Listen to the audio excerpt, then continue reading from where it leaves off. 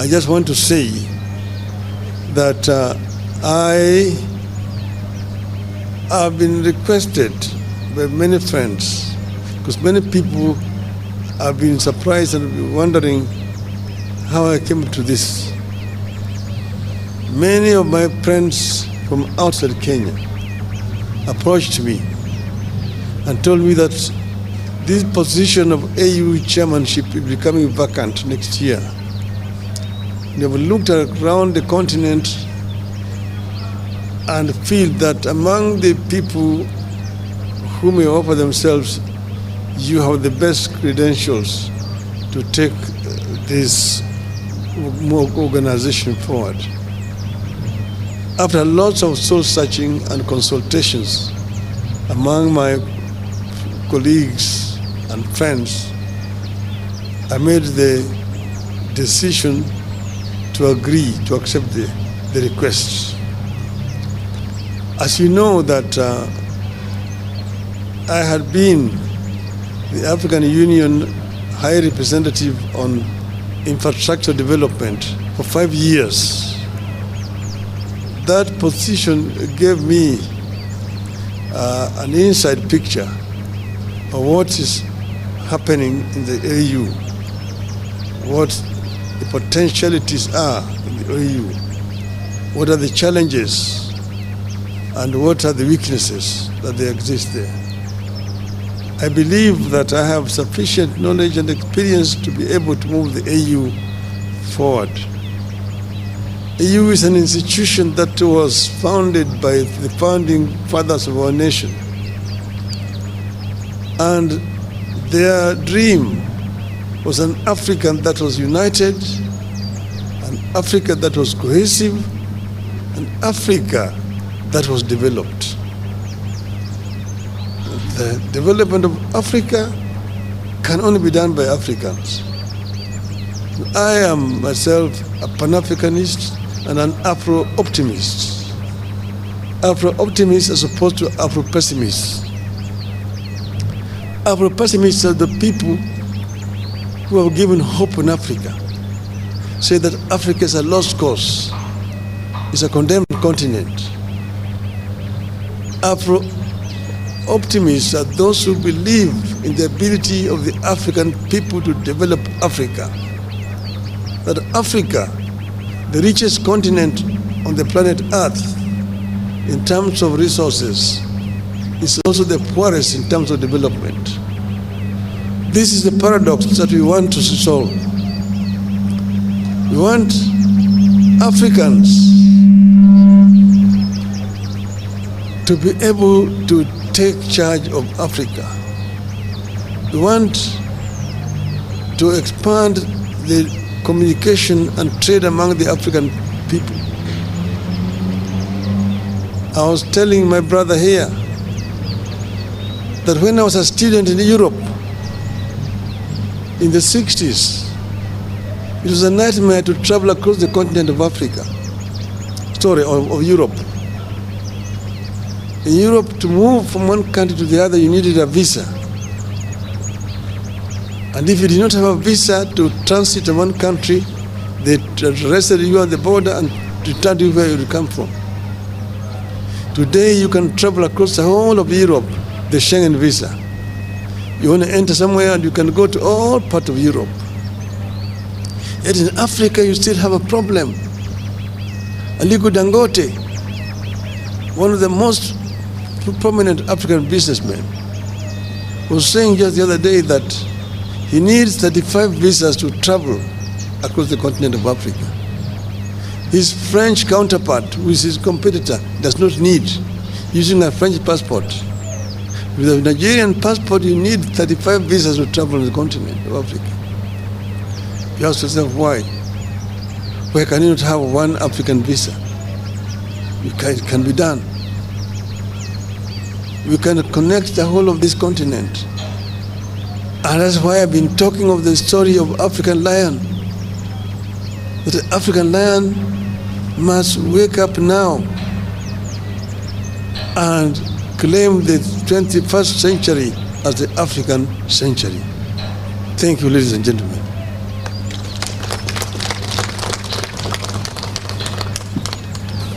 Thank you, the Right Honorable Raila Ondinga.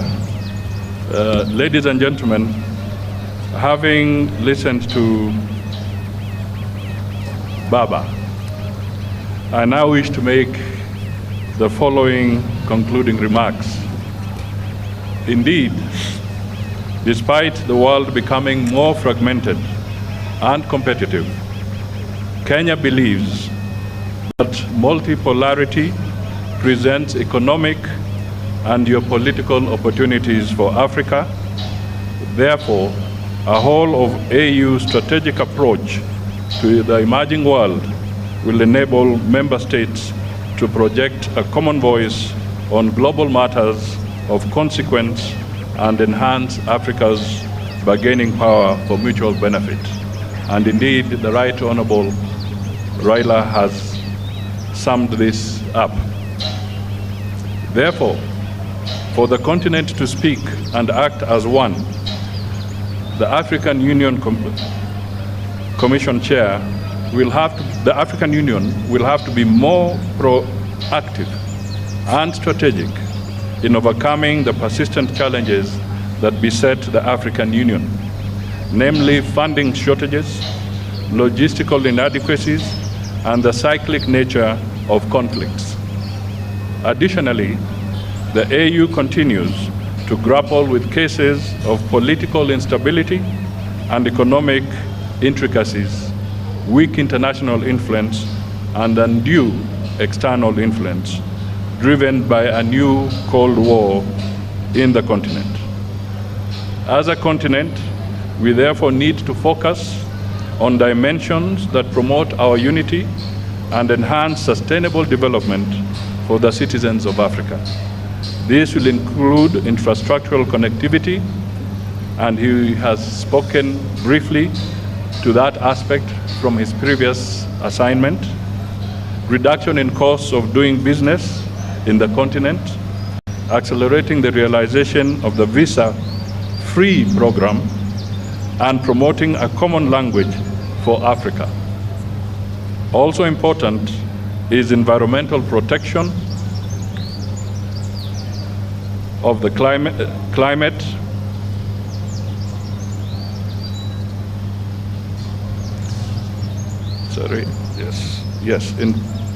environmental protection of the climate. The continent should work in one voice to campaign for reforms of the international organizations and global financial institutions. The AU should be represented on the strategic international institutions, including membership to co-decision-making organs of the UN. We shall promote functional non-alignment that strategically seeks to establish mutually beneficial relationships globally.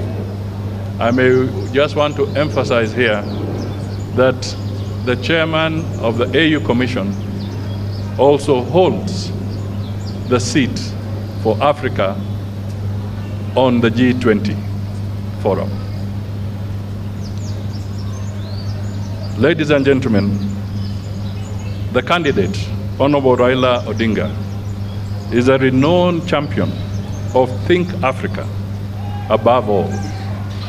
As per the AU values and inherently motivated by the AU vision, an integrated, prosperous, and peaceful Africa driven by its citizens and representing a dynamic force in the global arena.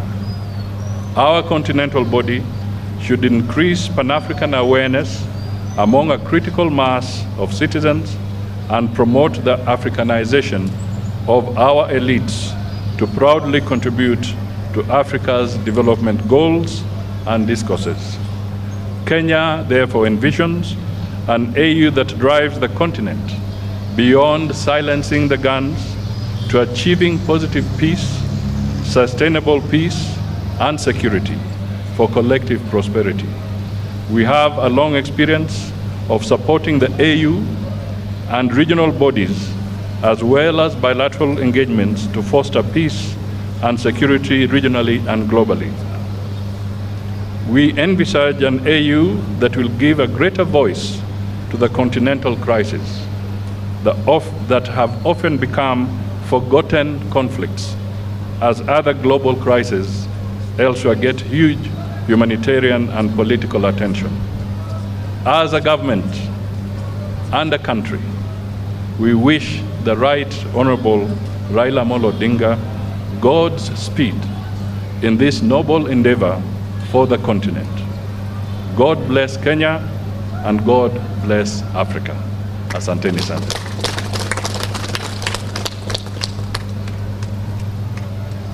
Maybe there could be just a few questions. Thank you, Excellency. We'll have a few questions. We have Brenda, step forward.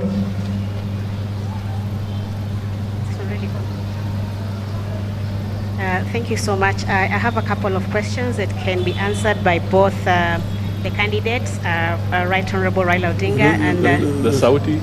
Oh, sorry. I have a couple of questions that could be answered by either the candidate, the Right Honorable Raila Ondinga, or the Prime Cabinet Secretary. You have told us about the benefits that Africa stands to gain from Mr. Raila's candidature. What does Kenya stand to gain strategically for you going for that AU seat? And secondly, the Prime Cabinet Secretary has told us that the President and yourself have been already reaching out to your counterparts from the region and beyond the region, the East African region, trying to get support and push for Mr. Raila's candidature. What is the status of that push? Thank you. My name is Brenda Wanga from Citizen TV. Okay, maybe I'll comment first. Okay. First of all, a prosperous Kenya is dependent on a prosperous Africa. And we want to make it very clear that as Raila champions issues that affect the Africa continent, Kenya is part and parcel of what he shall be championing. So we are sure that as he moves across the continent, the second aspect of it, from a Kenyan perspective, we must look at it also as this is not a localized issue. It's not. This is a national interest for the people of Kenya to the African continent. And as I said, we see an embodiment of this. Thank you. Well, Africa. What equivalent to what the rest of Africa is going to get? If we improve as a beneficiary,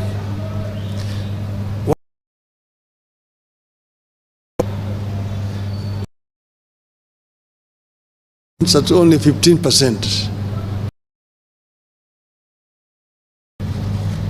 Inter-European trade stands at 70%. Inter-Asian trade is now, even South America,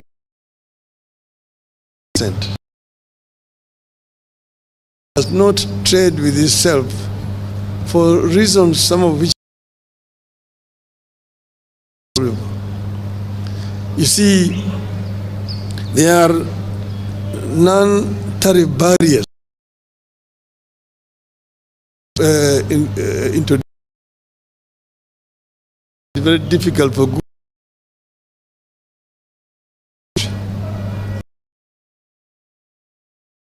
infrastructure challenges that makes it very difficult for Africa to trade with itself. You know, Africa continent now 2 years old, but still very little. So these two, as the High Representative, I realized the challenges. Like you've been talking about intra-African highways, the Cape to Cairo,